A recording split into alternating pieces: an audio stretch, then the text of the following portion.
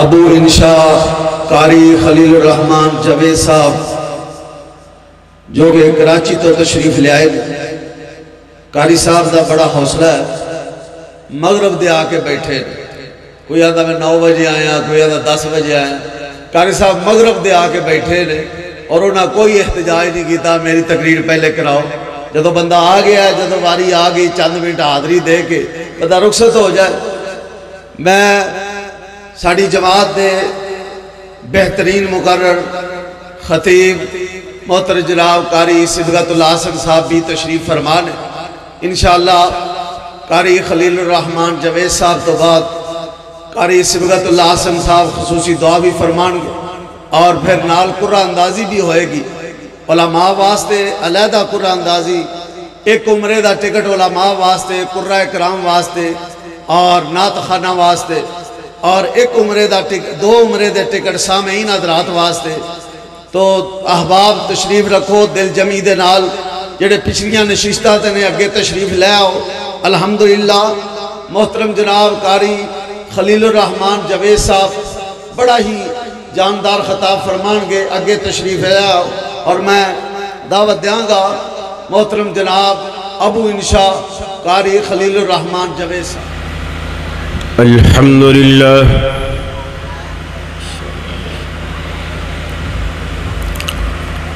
الحمدللہ احمدہ وهو المحمود ابدا ابدا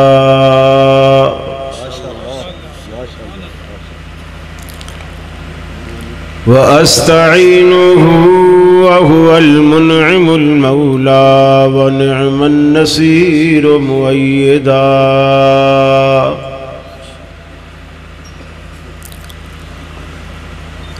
لا شريك له إلها واحدا أحدا فردا صمدا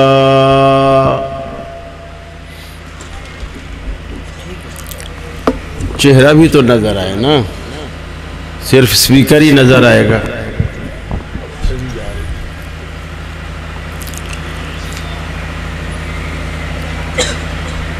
وَأَشْهَدُ أَنَّ سَيِّدَنَا وَسَنَدَنَا مُحَمَّدًا عَبْدُهُ وَرَسُولُهُ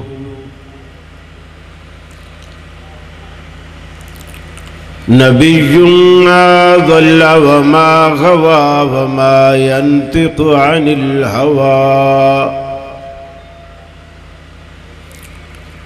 فصلى الله عليه وبارك وسلم وعلى آله وأصحابه وأزواجه صلاة دائما سرمدا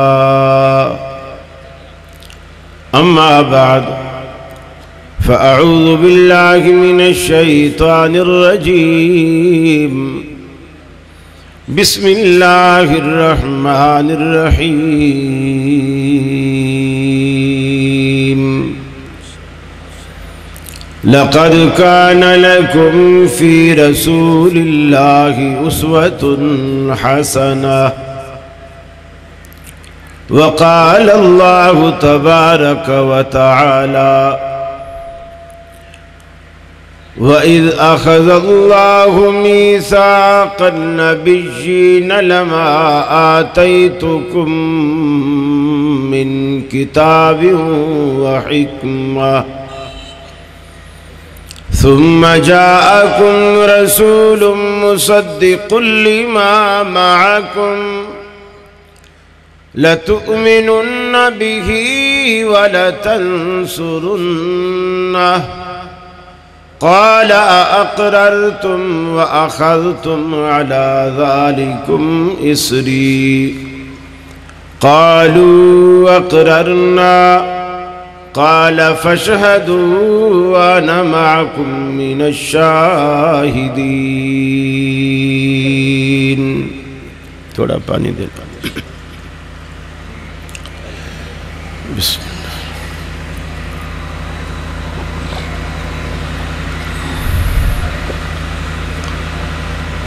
یہ مقصد ہے کہ دنیا سے جہالت دور ہو جائے، کلام اللہ سے مومن کا دل پر نور ہو جائے۔ یا الہی جب تک کہ میرے جسم میں جان رہے، تجھ پہ صدقے تیرے محبوب پہ قربان رہے۔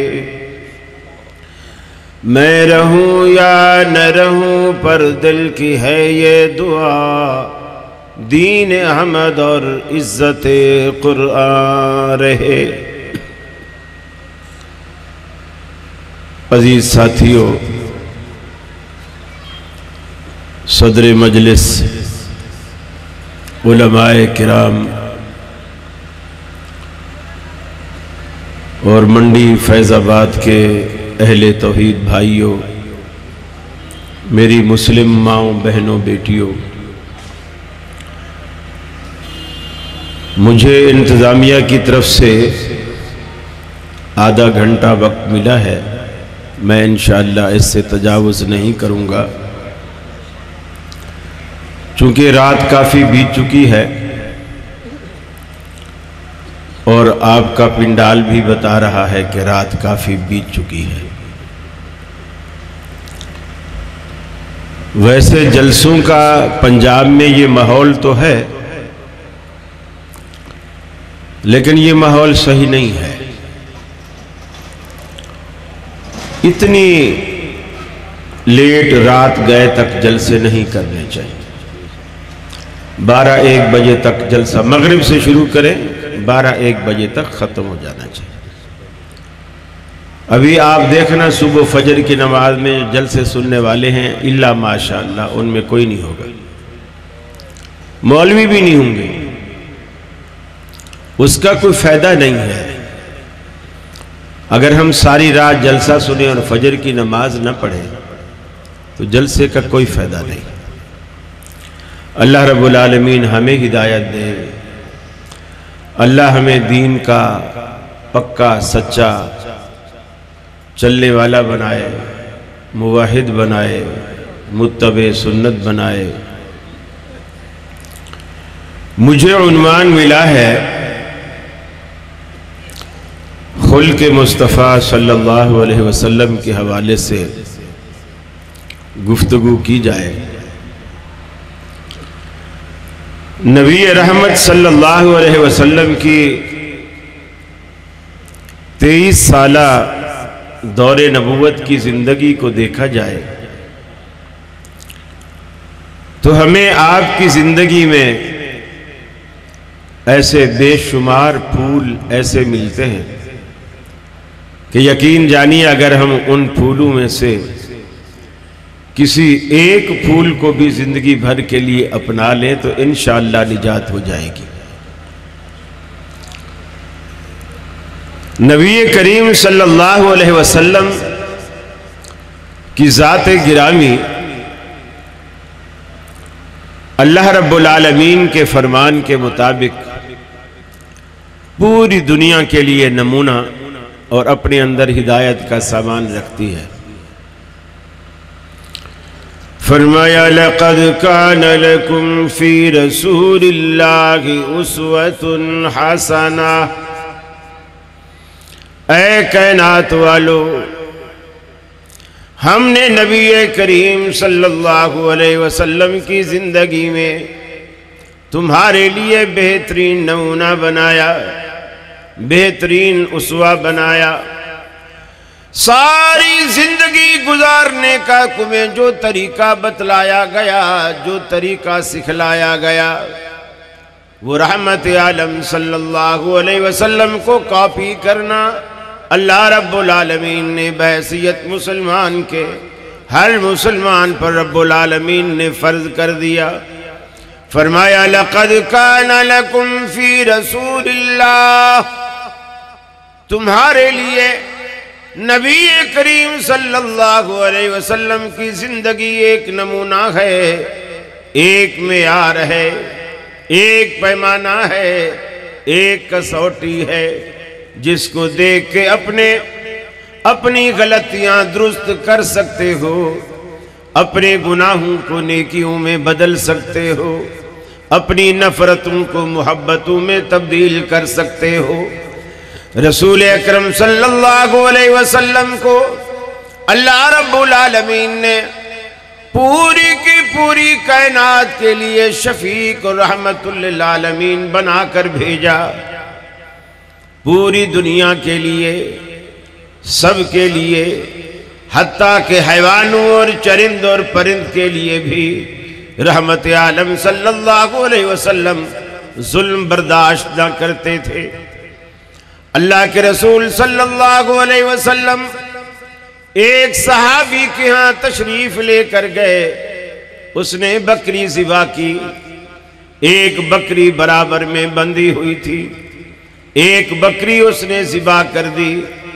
رسول اکرم صلی اللہ علیہ وسلم نے دیکھا، تھوڑی دیر کے بعد اس نے دوسری بکری بھی ذبح کر دی۔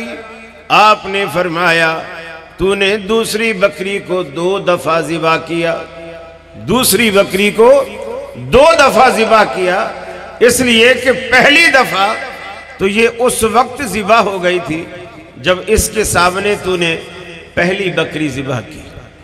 گویا اللہ کے رسول نے یہ بتلایا کہ ایک جانور کو دوسرے جانور کے سامنے بھی ذبح نہ کرو، چھری کو دھار بھی اس کے سامنے نہ لگاؤ، اس کو اذیت ہوتی ہے، اس کو تکلیف ہوتی ہے۔ رسول اللہ صلی اللہ علیہ وسلم یہ بھی برداشت نہیں کرتے تھے کہ کسی جانور کو تکلیف ہو۔ اور ہم تو مسلمانوں کو مار کے چلے جاتے ہیں، مسجدیں ڈھونڈ کے آتے ہیں اور مسجدوں میں فیرنگ کر کے چلے جاتے ہیں، ہمیں تو اس کی پرواہ نہیں ہوتی۔ رسول اکرم صلی اللہ علیہ وسلم کا اخلاص اور آپ کی محبت اور آپ کا پیار، آپ دیکھیے کہ ایک صحابی ندی کے کنارے کے اوپر بیٹھا وضو کر رہا ہے، اور اس نے، جیسے گرمی کا موسم ہوتا ہے، پانی ٹھنڈا ہو وضو کرنے میں مزہ آتا ہے، سردی میں جب مزہ آتا ہے جب گیزر چل رہا ہو، سردی یخ ہو، پانی گرم ہو، پھر دل چاہتا ہے پانی سے ہاتھ باہر نکالو ہی نہ، چونکہ باہر نکالیں گے تو پھر ٹھنڈا لگنے لگ جاتا ہے۔ نبی کریم نے دیکھا کہ وہ ندی کے کنارے بیٹھا ہے اور وضو کر رہا ہے، 1 دفعہ دھو لیا، 2 دفعہ دھو لیا، 3 دفعہ دھو لیا، 4تھی دفعہ جب چھپکا مارنے لگا تو رسول اکرم صلی اللہ علیہ وسلم نے فرمایا یہ پانی کا اسراف ہے، پانی کا ضیاع ہے۔ فرمایا کہ اللہ کے رسول کیا بہتی ندی کے کنارے بھی، حالانکہ ہم 5 مرتبہ دھوئیں یا 6 مرتبہ دھوئیں، وہ پانی گر کے واپس ندی میں جا رہا ہے۔ آپ نے فرمایا بہتی ندی کے کنارے بھی اگر تم 3 سے اوپر تجاوز کرو گے تو یہ بھی اسراف ہے۔ تو جو اسلام پانی بھی زیادہ بہانے کو پسند نہیں کرتا، وہ اسلام کسی مسلمان کا خون بہانا کیسے پسند کرے گا؟ سوچئے گا، نبی کریم صلی اللہ علیہ وسلم کی عادات مبارکہ کو اور اخلاقیات کو اگر دیکھا جائے، ایک ایک چیز ہمارے لیے مشعل راہ ہے۔ اللہ کے رسول صلی اللہ علیہ وسلم اٹھتے کیسے سے، بیٹھتے کیسے تھے، کھڑے کیسے ہوتے تھے، مہمانوں سے کیسے ملتے تھے، دکان پہ گاہک بن کر کیسے کھڑے ہوتے تھے، تاجر کی حیثیت سے کیسے ہوتے تھے، شوہر کی حیثیت سے کیسے ہوتے تھے، باپ کی حیثیت سے کیسے ہوتے تھے، نانا اور دادا کی حیثیت سے کیسے ہوتے تھے، یہ ساری زندگی رسول اکرم صلی اللہ علیہ وسلم کی ہمارے سامنے مشعل راہ ہے اور نمونہ ہے۔ چنانچہ حدیث پاک میں آتا ہے، اللہ کے رسول صلی اللہ علیہ وسلم مسجد میں تشریف فرما ہے، اور آپ کی تشریف فرما ہونے کی وقت ایک نو مسلم آتا ہے، وہ آپ سے آ کر کے پوچھتا ہے آپ میں محمد کون ہے صلی اللہ علیہ وسلم؟ آپ فرماتے ہیں کہ میں محمد ہوں۔ وہ کہتا ہے کہ کیا آپ واقعی محمد ہیں؟ آپ فرماتے ہیں میں واقعی محمد ہوں صلی اللہ علیہ وسلم۔ وہ کہتا ہے کیا آپ قسم کھا کر کہتے ہیں کہ آپ ہی محمد ہیں؟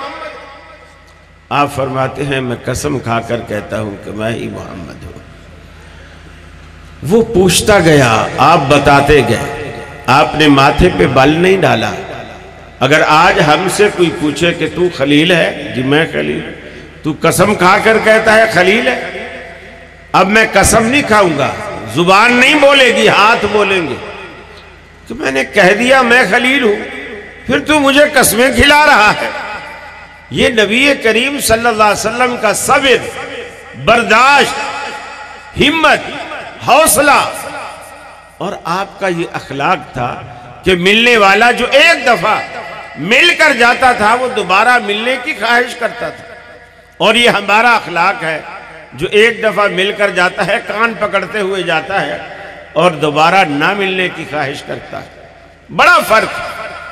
اللہ کے رسول تشریف فرما ہے، آپ نے دیکھا کہ ایک بڑھیا، ایک خاتون ہے جو کھڑی ہے اور وہ اس کے سامنے ایک گٹھڑی رکھی ہوئی ہے۔ آپ سمجھ گئے کہ یہ کوئی وزنی گٹھڑی ہے اور یہ بڑھاپے کی وجہ سے اٹھا نہیں سکتی۔ آپ نے پوچھا اماں کیوں کھڑی ہو؟ کہا بیٹا کیا بتلاؤں، یہاں ایک شخص آیا ہے، اس کا نام محمد ہے صلی اللہ علیہ وسلم، وہ تو باپ دادا کے دین سے نعوذ باللہ ہٹا ہوا ہے اور وہ لوگوں پر جادو کر دیتا ہے، اور لوگ پھر باپ دادا کے دین کو چھوڑ کر اس کے دین کو اپنا لیتے ہیں۔ میں نعوذ باللہ اس کے شر سے بچنے کے لیے یہ بستی چھوڑ کر جا رہی ہوں، اور یہ گٹھڑی وزنی ہے کہ مجھ سے اٹھائی نہیں جا رہی۔ آپ نے فرمایا اماں میں اٹھا دیتا ہوں، بتاؤ کدھر جانا ہے؟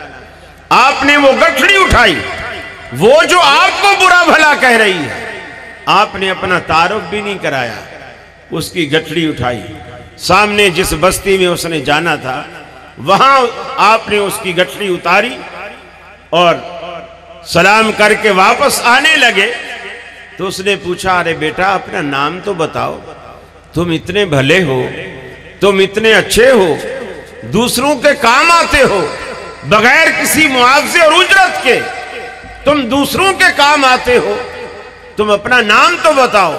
آپ نے فرمایا اماں اگر میں نام بتاؤں گا تو تمہیں تکلیف ہوگی۔ نہیں بیٹا کیوں تکلیف ہوگی، آپ بتاؤ۔ آپ نے فرمایا اماں میں وہی محمد ہوں صلی اللہ علیہ وسلم جس کی وجہ سے آپ نے بستی چھوڑی ہے۔ اس کی تو پاؤں تلے سے زمین نکل گئی، آنکھوں سے آنسو جاری ہو گئے کہ میں سارا راستہ ان کو کوستی چلی آئی اور یہ میرا بوجھ اپنے سر پہ اٹھائے میرے ساتھ چلے چلے آئے، ورنہ تو ہم ہوتے تو گٹھڑی راستے میں پھینکتے اور کہتے بھاڑ میں جائے تو اور تیرا سامان، تو ہمیں گالیاں دیتی ہے ہم تیری خدمت کریں۔ ایک لفظ نہیں بولا، اور اس اخلاق سے وہ بوڑھی اتنی متاثر ہوئی کہ اس نے کہا بیٹا پھر مجھے کلمہ پڑھاؤ اور اپنے ساتھ واپس لے چلو، مجھے تو لوگوں نے غلط بتایا تھا، تم تو اتنے اچھے ہو۔ نبی کریم صلی اللہ علیہ وسلم نے جتنا بھی اسلام پھیلایا ہے اپنی محبت سے، اپنے اخلاق سے، اپنے پیار سے آپ نے اسلام کو پھیلایا ہے، اور آپ کا یہ کام تھا ساری زندگی آپ نے ذہن سازی کی، فتوے بازی نہیں کی۔ یہی فرق ہے بنیادی ہماری تبلیغ میں، ہماری دعوت میں اور نبی کریم صلی اللہ علیہ وسلم کی دعوت میں، کہ آپ لوگوں کا ذہن بناتے تھے، ذہن سازی کرتے تھے، اور ہم فتوے بازی کرتے، یہ کافر وہ کافر وہ کافر، یہ مشرک فلاں یہ فلاں، یہ ذہن نہیں بنانا۔ اللہ کے رسول صلی اللہ علیہ وسلم مسجد میں تشریف فرما ہے، ایک نو مسلم نوجوان کھڑا ہوتا ہے، مسجد صحابہ سے بھری پڑی، اور وہ نو مسلم اللہ کے رسول سے کیا سوال کرتا ہے؟ وہ یہ کہتا ہے کہ اللہ کے حبیب میں آپ کی ہر بات مانوں گا، ہر بات مانوں گا، لیکن آپ میری ایک بات مانیں، آپ جو کہیں گے میں کروں گا، جس سے روکیں گے میں رکوں گا، لیکن مجھے صرف زنا کی اجازت دیجیے۔ مسجد نبوی میں نبی کریم کے سامنے، صحابہ کے سامنے، بھری مجلس میں آپ مجھے صرف زنا کی اجازت دیجیے۔ اب اگر آج کل کے علماء میں سے کوئی ہوتا تو پہلے تو وہ فتوے لگاتا، پھر اپنے مریدوں سے کہتا کہ اس کو باہر لے جاؤ اور اس کو تھوڑا سا بتاؤ کہ زنا کیا ہوتا ہے، اس کو تھوڑا سبق سکھاؤ۔ پھر وہ اس کی وہ لتریشن کرتے۔ صحابہ کرام بھی غصے میں اس شخص کا جو کھڑا ہوا تھا قمیص کا دامن پکڑ کے نیچے کی طرف کھینچنے لگے تاکہ یہ بیٹھ جائے۔ وہ اس سے پہلے کہ وہ بیٹھے نبی کریم نے فرمایا اسے میرے پاس آنے دو۔ وہ اللہ کے رسول صلی اللہ علیہ وسلم کے پاس آیا، آپ نے اس کے کندھے پر ہاتھ رکھا، بالکل اس شفقت سے محبت سے جس طرح ایک مہربان باپ اپنی اولاد کو سمجھانے کے لیے بڑے پیار سے اس کے کندھے پہ ہاتھ رکھا، اور ہاتھ رکھ کر آپ نے اسے ذہن بنایا، اس کے ضمیر سے ایک سوال کیا۔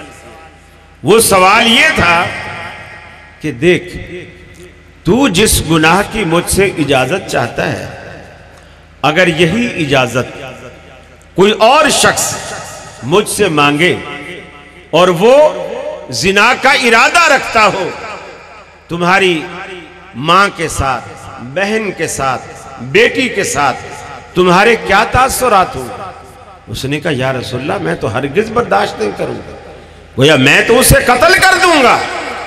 آپ نے فرمایا دیکھو، جس کا تم ارادہ رکھتے ہو وہ بھی تو کسی کی بیٹی ہوگی، کسی کی ماں ہوگی، کسی کی بہن ہوگی، تو اس میں تمہاری غیرت کیوں نہیں جاگتی؟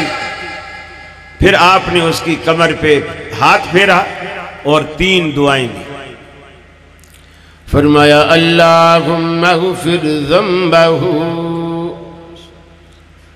اے اللہ اس کے گناہوں کو معاف فرما دے، وطہر قلبہ، اس کے دل کو گناہوں کی آلودگی سے پاک اور صاف کر دے، وَأَحْسِنْ فَرْجَهُ، اس کی آبرو کی تو حفاظت فرما۔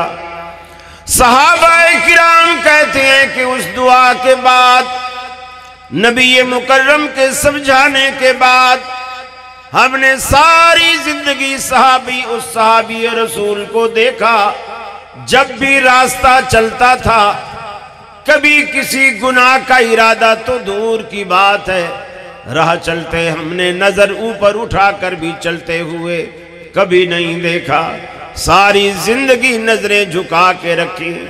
اہل حدیثوں لوگوں کی ذہن سازی کیجئے، یہ آپ کی بڑی ذمہ داری ہے، اس لیے کہ آپ کا عقیدہ اچھا ہے، آپ کا منہج اچھا ہے۔ اپنے اندر سے اخلاقی کمی کو دور کیجئے، اپنے اندر سے نفرت کو دور کیجئے، تناؤ اور کھچاؤ کو دور کیجئے، اپنے اندر محبت کا بیج بوئیے، آپس میں محبت پیدا کیجئے۔ جو اللہ کے رسول نے صحابہ کرام کے دلوں میں محبت ڈالی، رحماء بینہم، اللہ کا قرآن کہتا ہے کہ آپس میں شیر و شکر ہو گئے، ایک دوسرے سے محبت کرنے والے، ایک دوسرے سے پیار کرنے والے۔ رحمت عالم مسجد نبوی میں تشریف فرما ہے، ایک شخص اپنی اونٹنی پر سوار ہو کر مسجد میں داخل ہوتا ہے، مسجد میں آتا ہے، اونٹ کو مسجد کے صحن میں بٹھاتا ہے، پھر خود اتر کر مسجد کے کونے میں پیشاب کرنے کے لیے بیٹھ جاتا ہے۔ صحابہ مارنے کے لیے دوڑے، اللہ کے رسول صلی اللہ علیہ وسلم نے فرمایا اسے نہ مارو، اس لیے کہ اسے پتہ نہیں۔ جب وہ پیشاب سے فارغ ہوا، رسول اکرم صلی اللہ علیہ وسلم نے صحابہ کرام سے کہا کہ پانی کا لوٹا لاؤ، اسے بھی نہیں کہا کہ اپنے ہاتھوں سے اس پیشاب کو دھوو۔ آپ نے وہ پانی کا لوٹا اپنے ہاتھ سے بہایا اور اس شخص کو فرمایا کہ اے اللہ کے بندے، یہ اللہ کا گھر ہے، اللہ کے گھر میں بول و براز نہیں کرتے، اللہ کے گھر میں اللہ کا ذکر کرتے ہیں، اللہ کی عبادت اور بندگی کرتے ہیں، یہ مسجدیں بولو براز کے لیے نہیں ہوتی. اسے سمجھایا. جب وہ جانے لگا اس نے اپنے دل سے دعا دی, اے اللہ مجھ پہ رحم فرما, محمد صلی اللہ علیہ وسلم پر رحم فرما, ہم دونوں کے علاوہ کسی پہ رحم نہ فرما. اللہ کے رسول نے فرمایا تو نے اللہ کی وسیع و عریض محبت کو دو بندوں کے لیے مخصوص کر دیا کہ صرف مجھے معاف فرما, محمد صلی اللہ علیہ وسلم کو معاف فرما, اور ہمارے علاوہ کسی کو معاف نہ فرما. کہا اللہ کے رسول یہ تو سارے مجھے مارنے دوڑے تھے, میری جان تو آپ نے بچائی ہے, اس لیے میں نے صرف آپ کا نام لیا ہے. وہ حالانکہ مسلمان نہیں تھا, لیکن نبی کریم صلی اللہ علیہ وسلم کا یہ کردار, یہ اخلاق اور یہ محبت دیکھ کر وہ مسلمان ہو گیا. اور آج ہم یہی سوچتے ہیں کہ اللہ رب العالمین نے ہمیں چونکہ توحید دے رکھی ہے تو جنت میں جانے سے تو ہمیں کوئی روک ہی نہیں سکتا. میرے بھائیوں انشاءاللہ تو بڑے زور سے نکلا ہے, لیکن اللہ کے رسول صلی اللہ علیہ وسلم فرماتے ہیں, آپ فرماتے ہیں کہ جب تک کسی بھی شخص پر اللہ کی رحمت نہ ہو, مسلم کی روایت ہے, کوئی شخص جنت میں نہیں جا سکتا. اللہ کی رحمت ہوگی تو وہ جنت میں جائے گا. صحابہ بیان کرتے ہم نے پوچھا اے اللہ کے رسول کیا آپ بھی جنت میں جانے کے لیے اللہ کی رحمت کے محتاج ہیں؟ آپ نے اپنے دونوں ہاتھوں میں اپنے سر مبارک کو یوں پکڑا اور فرمایا کہ قسم ہے اس ذات کی والذی نفس محمد بیدہ, جس کے ہاتھ میں محمد صلی اللہ علیہ وسلم کی جان ہے, اگر مجھ پر بھی خدا کی رحمت نہ ہو تو میں محمد بھی جنت میں نہیں جا سکتا. صرف رفع الیدین پر ناز نہ کیجئے, صرف آمین پر ناز نہ کیجئے, فاتحہ خلف الامام پر ناز نہ کیجئے. بے شک یہ ساری سنتیں ہیں اور اللہ کے رسول کی محبوب سنتیں ہیں, لیکن جنت میں جانے کے لیے صرف ان پر تکیہ کرنا کافی نہیں ہے. بہت ساری باتیں آپ کو لینی پڑیں گی, سیکھنی پڑیں گی. حضرت معاذ ابن جبل جس کی محبت کا یہ عالم ہے, اللہ کے رسول کو وضو کرواتا ہے اور وضو کراتے کراتے کہتا ہے اللہ کے رسول انی لا احبک یا رسول اللہ, اللہ کے رسول مجھے آپ سے بہت محبت ہے. دیکھیے میں بھی دعویٰ کروں مجھے رسول سے بہت محبت ہے, لیکن وہ کتنا خوش نصیب ہوگا جس کو اللہ کا رسول کہے کہ مجھے تجھ سے بہت محبت ہے. آپ نے جواب میں فرمایا یا معاذ واللہ انی لا احبک, اللہ کی قسم میں بھی تجھ سے بہت محبت کرتا ہوں. حضرت معاذ سے کہا میں بھی تم سے بہت محبت کرتا ہوں. یہی معاذ ایک دن رسول اللہ صلی اللہ علیہ وسلم کے سامنے آیا اور آ کر کے عرض کی اللہ کے رسول دلنی علی عمل اذا عملتہ دخلت الجنہ. ایک سوال ہے جو مجھے اندر ہی اندر کھائے جا رہا ہے. ہی اسکمتنی و امرضتنی و اسغنتنی, اس نے مجھے بوجھل کر دیا, بیمار کر دیا, بوڑھا کر دیا. گھن کی طرح وہ سوال مجھے کھا رہا ہے. وہ سوال کیا ہے؟ دلنی علی عمل اذا عملتہ دخلت الجنہ. مجھے کوئی ایسا عمل بتائیے جسے میں کروں تو اللہ رب العالمین مجھے جنت دے دے. میں اس چیز کو کروں تو اللہ جنت دے دے. حالانکہ توحید اس کا عقیدہ ہے, نبی کے پیچھے نمازیں پڑھتا ہے, نبی کے ساتھ جھنڈے تلے جہاد کرتا ہے, رفع الیدین کرتا ہے, آمین کہتا ہے, پھر بھی پریشان ہے کہ جنت کیسے ملے گی, پھر بھی پریشان ہے کہ جنت کیسے ملے گی. میرے بھائیو رسول اکرم صلی اللہ علیہ وسلم کی ذات اقدس کو شمع بنا لیجئے اور شمع کے پروانوں کی طرح آپ کے ساتھ, آپ کی سنتوں کے ساتھ دل لگا لیجئے. اس لیے کہ اللہ کے رسول فرماتے ہیں لا یؤمن احدکم حتی اکون احب الیہ من والدہ و والدہ والناس اجمعین. کوئی شخص اس وقت تک تم میں مومن نہیں ہو سکتا جب تک میں یعنی محمد صلی اللہ علیہ وسلم اس کے ماں باپ سے، اس کی اولاد سے اور دنیا بھر کے لوگوں سے اس کو سب سے زیادہ پیارا نہ ہو جائے۔ اور آپ کے خلق میں جو سب سے پہلا خلق ہے وہ ہے ایک خدا کی پرستش، یکجائی ہو جانا اور جگہ جگہ اپنی جبین نیاز نہ جھکانا، صرف اللہ کے آگے جھکنا۔ اور یہی دعوت آپ نے مکہ میں 13 سال تک دی کہ لوگوں، تمہارا داتا، تمہارا پالنہار، تمہارا پروردگار وہ ایک ہے اور اس کا کوئی شریک نہیں۔ یہ آپ کے اخلاق فاضلہ میں سے پہلا خلق ہے جو آپ صلی اللہ علیہ وسلم نے امت کے سامنے پیش کی۔ اور اسی لیے اللہ رب العالمین بھی قرآن پاک میں فرماتا ہے، فرمایا وَقَالَ رَبُّكُمْ ادْعُونِي أَسْتَجِبْ لَكُمْ، تمہارا رب، تمہارا داتا، تمہارا پالنہار تمہیں کہتا ہے ادعونی استجب لکم، مجھے پکارو، میں تمہاری دعاؤں کو، میں تمہاری پکار کو قبول کرتا ہوں۔ اے میرے بندے کیوں مایوس ہوتا ہے؟ میرے دروازے پر ایک مرتبہ آ تو صحیح، اپنا دکھڑا مجھے سنا تو صحیح، اپنی جبین نیاز میرے آگے جھکا تو صحیح، ارے طلب کا دامن پھیلا تو صحیح، اپنا دست سوال اٹھا تو صحیح، میرے لطف و کرم کو آزما تو صحیح۔ اے میرے بندے تیرے آنے میں دیر ہو سکتی ہے، میرے راضی ہونے میں ہرگز دیر نہ ہوگی۔ اسی لیے فرمایا قال ربکم ادعونی استجب لکم، تمہارا داتا تمہیں کہتا ہے مجھے پکارو، میں تمہاری دعاؤں اور پکار کو سنتا اور قبول کرتا ہوں۔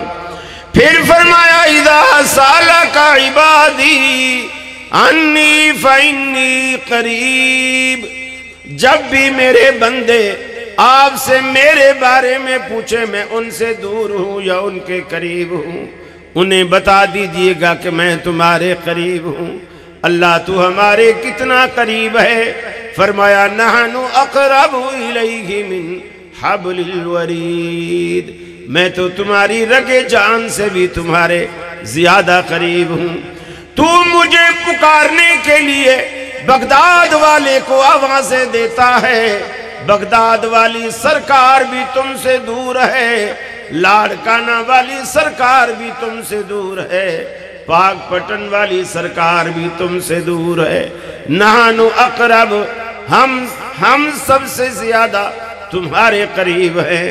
میں نے تو کوئی سیڑھی لگانے کی جگہ بھی نہیں چھوڑی، میں نے کوئی زینہ لگانے کی جگہ نہیں چھوڑی، میں تو اتنا قریب ہوں، اپنے اور بندے کے درمیان میں نے کوئی فاصلہ نہیں رکھا۔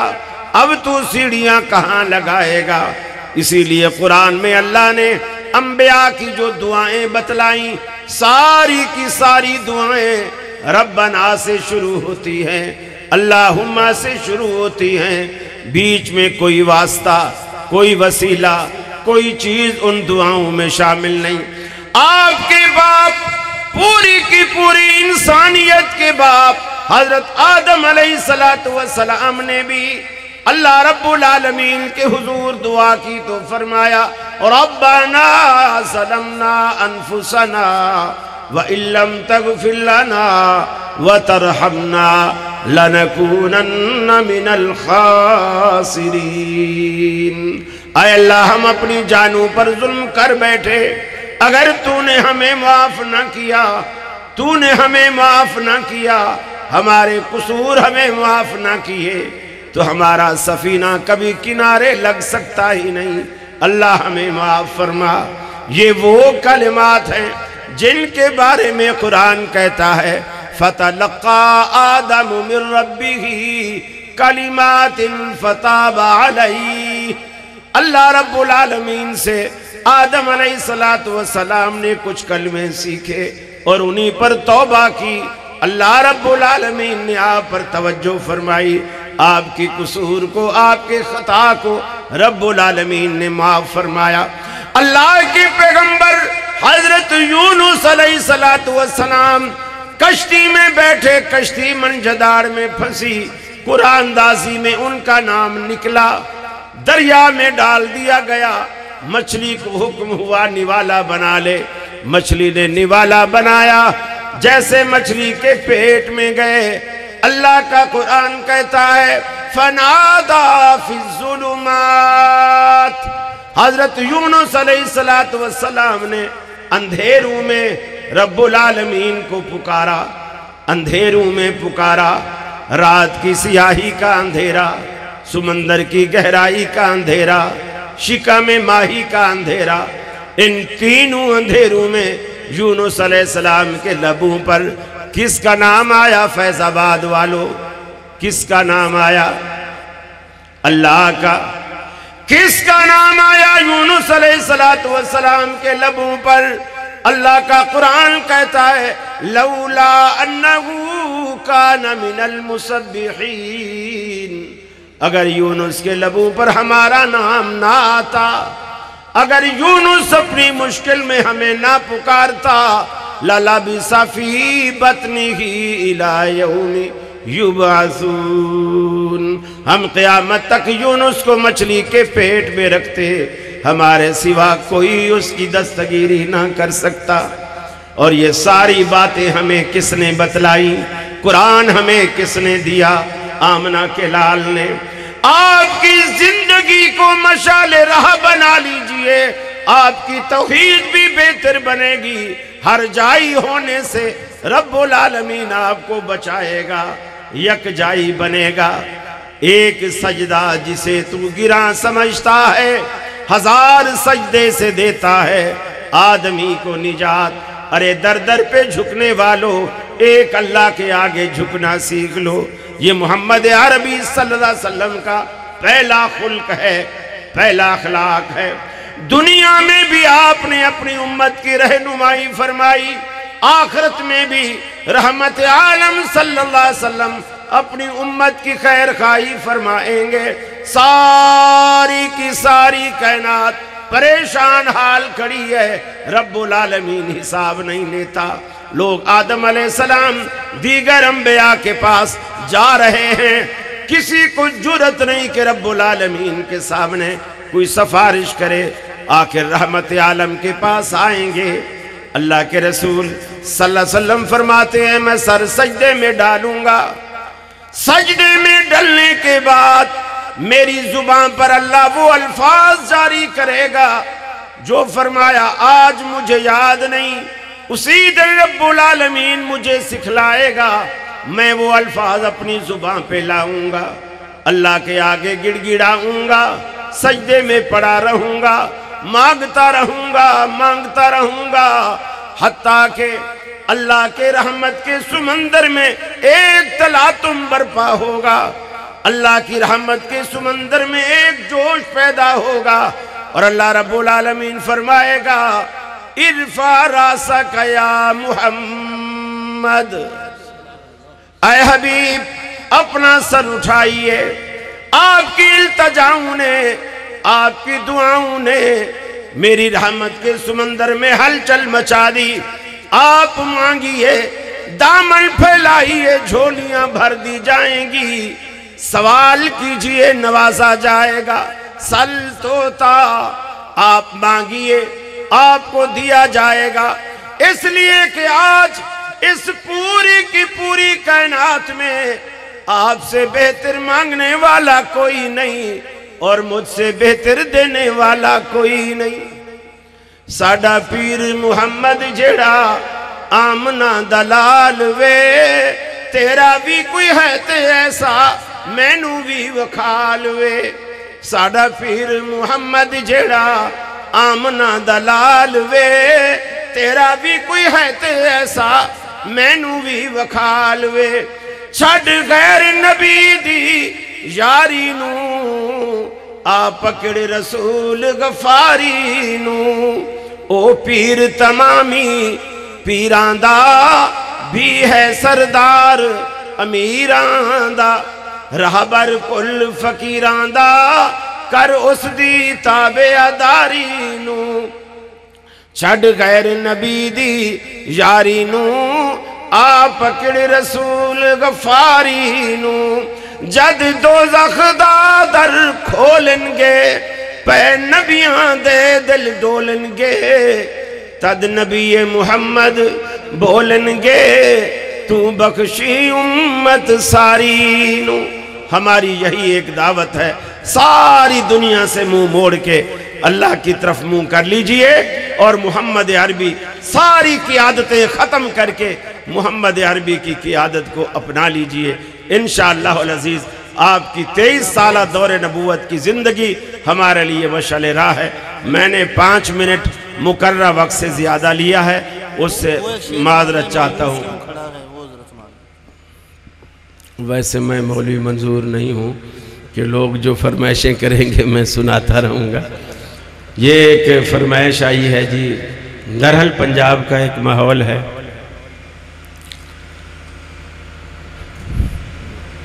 گر وقت آ پڑا ہے مایوس کیوں کھڑا ہے، گر وقت آ پڑا ہے مایوس کیوں کھڑا ہے، اللہ بہت بڑا ہے، اللہ بہت بڑا ہے، گر وقت آ پڑا ہے مایوس کیوں کھڑا ہے، گر ظلمتوں کے ہر سمت چھا گئے بسیرے، گر ظلمتوں کے ہر سمت چھا گئے بسیرے، لیکن کبھی تو ہوں گے، لیکن کبھی تو ہوں گے انصاف کے سویرے، لیکن کبھی تو ہوں گے